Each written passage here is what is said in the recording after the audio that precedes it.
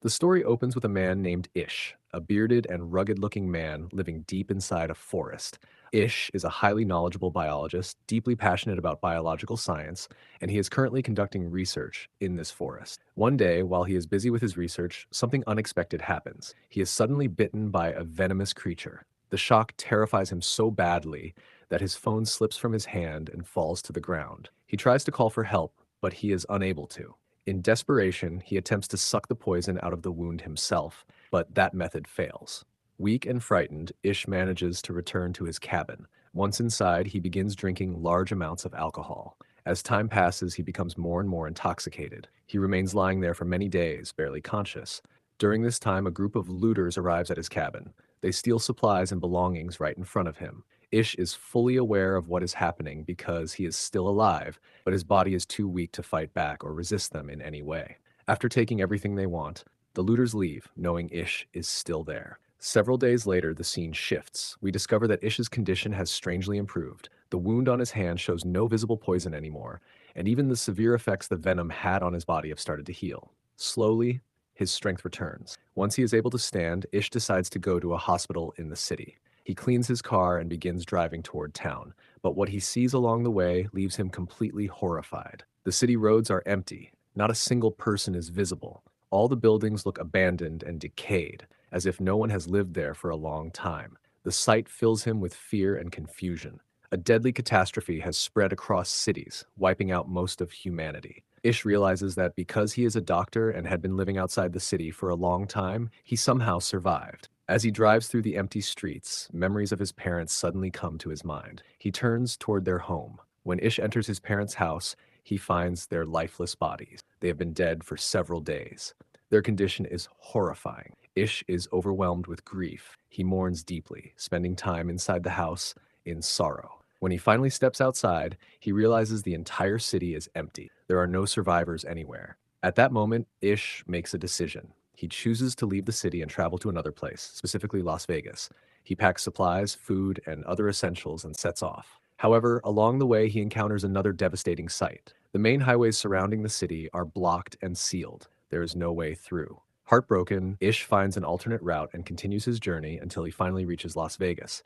But Las Vegas is no different. Not a single living person is there. The hotels, casinos, and massive shopping centers are all abandoned and silent. Exhausted and emotionally drained, Ish enters a luxury hotel. He begins enjoying the expensive comforts left behind, living alone in a city meant for millions. One day, something unexpected happens. He hears voices. Two other people have survived the virus.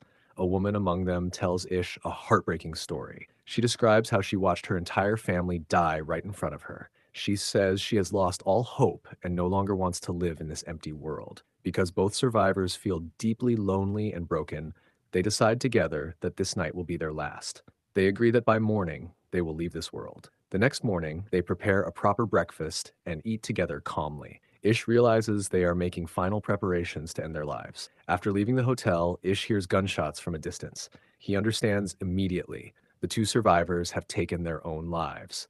This event completely crushes him emotionally. He feels as if he is now the last man left on Earth. Crushed by loneliness and despair, Ish begins driving back toward his home at high speed. His mind is heavy with grief and the world feels completely empty. But suddenly something unexpected appears in front of him. It is a dog. That single sight gives Ish a spark of hope, proof that life still exists. Holding on to that hope, Ish decides to keep living. He begins a new life with purpose. Ish starts reading survival books and teaching himself how to live long-term in this abandoned world. Every day he travels through the city, searching for any other survivors. And every evening he returns home disappointed, having found no one. One morning, while eating his meal, the dog suddenly begins barking aggressively, as if sensing someone nearby. Ish immediately becomes alert. From a distance, he notices smoke rising from a house. Smoke means fire. Fire means humans. Without hesitation, Ish grabs his car and drives toward the source of the smoke. When he reaches the location, he sees a woman. The woman warns him not to come in any closer. Ish calmly tells her that he is alone and that he has been searching desperately for another survivor. After hearing him, the woman allows him to enter the house. Her name is Emma. Through their conversation, we learn that 1 full year has passed since the disease spread across the cities. Emma tells Ish that during this entire year, she has not seen a single other survivor until now. Both of them feel overwhelming relief and happiness.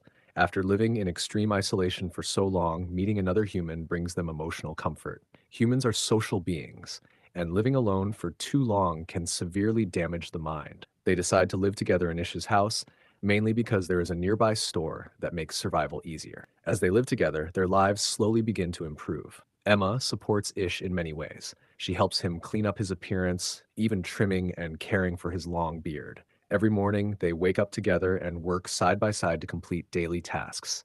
They both understand that they may be the only humans left in the world. Because of that realization, they make a life-changing decision. They decide to have children. At first, they both agree. But later, Ish begins to feel afraid. He worries about what kind of future children would have in such a strange and dangerous world. Emma encourages him, reassuring him that everything will be okay. Motivated by her confidence, Ish begins reading books about childbirth and parenting. Since they are completely alone, all responsibility falls on him. He sets up systems to generate electricity continuously. They raise animals to meet their daily needs. They take care of their health, and slowly their lives begin to feel almost complete. Then a new problem appears. A massive infestation of rats begins spreading through the city. Ish is terrified. They take extreme measures, burning infected areas to control the situation. The next morning, Ish releases several cats outside so the rats can be hunted. Eventually, the rat problem is eliminated. Soon after, the day of Emma's labor arrives. Ish uses everything he has learned to help her. A healthy baby girl is born, filling both of them with joy. For the first time since the collapse of the world, they feel real hope again. 6 years pass. They are still living alone, or so they believe. One day, while Ish is out working, he suddenly notices a wild animal. He realizes that someone else might be nearby. Soon, he hears movement and sees a young girl watching from a distance. The girl looks hungry. Ish gives her an apple. Slowly, the girl begins to trust him. She realizes he is not a bad man. Ish brings her back to his home. Now, Ish and Emma have 2 children. Soon after, more survivors appear. 2 adults, George and his wife Marina, join them. Their small family begins to grow. Life becomes happier. The families live together peacefully, sharing responsibilities and joy. One day, Marina brings another young girl found in the forest. She feeds the child and comforts her. The girl is very lively and energetic. Marina explains how she and her husband wandered alone in this empty world for months. After observing Ish's family and seeing how kind they are, the girl feels safe. She speaks clearly and agrees to enter the house. While organizing belongings, the girl finds a strange photograph, a picture of herself with her mother. She also finds a letter written by her parents during the early days of the outbreak. The entire group begins caring for the girl, whose name is Ivy. Sometime later, Emma gives birth to her 3rd child. Everyone celebrates joyfully, but peace does not last forever. A few days after the celebration, something alarming happens. Late one night, the sound of knocking echoes through the house. It feels different, heavy, threatening, and unfamiliar. Everyone becomes alert. The men immediately prepare their weapons, while the women move the children into safer rooms. Soon, they discover that another group of survivors has arrived, 4 people in total. They are accompanied by animals, and among them is a doctor named Mooley. The group slowly lowers their weapons and explains that they have been living alone as well. After carefully observing them, Ish and the others decide to allow them inside. With their arrival, a larger community begins to form, something that has not existed since the collapse of civilization. Rules are established. Weapons are distributed so people can hunt wild animals and protect their territory. Everyone is told that defending the community is a shared responsibility. Soon after, they organize trips into the city to collect supplies. Large quantities of medical equipment are recovered from hospitals, and the Dr. Mooley helps ensure everyone's health. Years pass. Children begin to grow up. The population slowly increases as families have more children. For the first time in decades, life starts to resemble normal human civilization. Hope begins to return. Ish's eldest son grows strong and responsible, but one day, disaster strikes again. A large lion wanders out of the forest and attacks the settlement. Ish sees that his son is in danger. Without hesitation, he rushes toward the lion. The lion turns and attacks Ish instead. The animal roars violently, injuring him badly. When the children scream in fear, the lion retreats and runs back into the forest. Ish is rushed inside and treated. Emma, terrified and furious, grabs a rifle and shoots toward the forest, trying to drive the lion away. Dr. Mooley does everything he can to save Ish's life. Slowly, Ish's condition improves and he survives. 17 years pass. Most of the children have now grown into adults. Ish's eldest daughter enters a relationship with a young man named Heather, who is also part of the community. They become close companions. No one opposes their bond. The two decide to travel beyond their settlement to explore other lands and search for survivors. They prepare weapons and supplies and leave on their journey. Meanwhile, the settlement faces another crisis: water shortage. Rivers and land begin drying up, threatening their survival. As they search for solutions, another group of survivors arrives, this time traveling in two trucks. They claim they can solve the water crisis. They possess a water drilling machine and are also well armed. Desperate and hopeful, Ish welcomes them. Food is shared. Cooperation begins. The drilling operation starts, and when water finally gushes from the ground, everyone celebrates with joy. In exchange, Ish's group provides fuel. That night, the entire community celebrates together. But something dark is happening behind closed doors. Later that night, the leader of the new group enters a room while one of his men stands guard outside. It is soon discovered that the leader has begun sexually assaulting Ivy. Ish is informed immediately. Realizing that this new group is dangerous, the community decides that Ivy must be protected at all costs.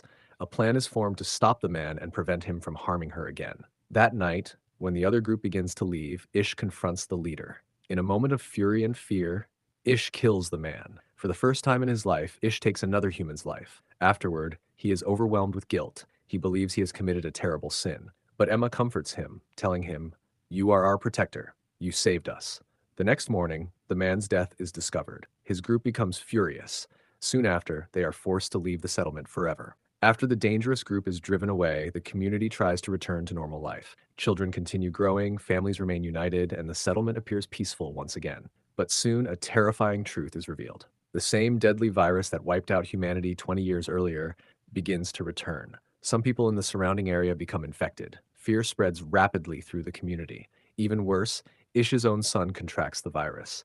Because the boy's immune system is weak, his condition worsens quickly. Dr. Mooley desperately tries different medicines, doing everything possible to save him. The entire community anxiously watches and waits, hoping for a miracle. Everyone fears that the nightmare of the past is about to repeat itself. During this dark time, another tragedy occurs. Ish's daughter suddenly returns from her long journey, alone. She is crying uncontrollably. Her partner is not with her. Through tears, she tells her story. She explains that during their travels, they passed through many cities. Everywhere they went, they left written messages, hoping to find other survivors. But they found no one. Eventually, they reached a forest. There, they encountered a group of men. Those men turned out to be the same people Ish had killed earlier, men seeking revenge. They attacked them brutally. Her partner was killed. She returned home traumatized and broken. Despite her pain, she tries to care for her sick brother. Day after day, she stays by his side. But eventually, he dies. 3 other people in the community also lose their lives to the virus. These losses crush Ish emotionally. He feels deep guilt, pain, and helplessness. The weight of everything he has endured nearly destroys him. But once again, Emma becomes his strength. She encourages him to keep going. She reminds him that the other children still need guidance, education, and hope for the future. The next morning, as the sun rises, Ish steps outside. He is struck by the beauty of the natural world, calm, untouched, and peaceful.